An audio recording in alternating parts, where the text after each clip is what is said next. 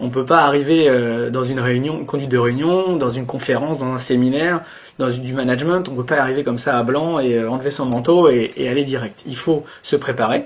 Alors vous me direz où, quand, ça c'est à déterminer selon le contexte, mais il faut se préparer physiquement à développer une quantité d'énergie. Pourquoi ?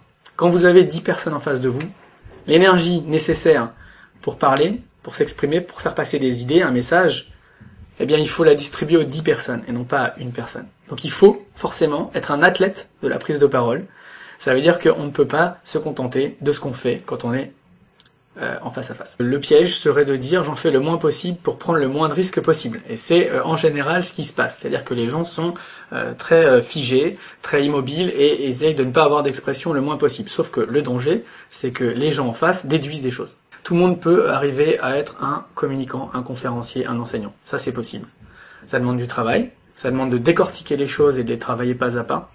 On peut s'amuser à aller se confronter, on peut faire du conseil, on peut aller consulter, on peut faire de l'improvisation, on peut s'exprimer par le sport, on peut faire beaucoup de thérapies qui font qu'on va développer ça.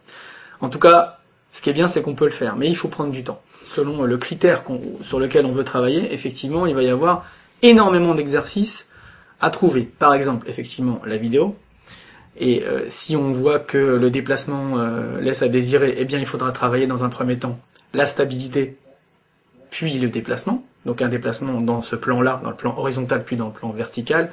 S'il y a un pupitre et qu'on peut pas se déplacer, c'est une autre contrainte. Il faut travailler sur la voix et donc sur le débit, l'intensité, la fréquence, etc. Si on a le sourire qui est défaillant ou les mimiques, alors il faudra travailler plus en mime ou en miroir.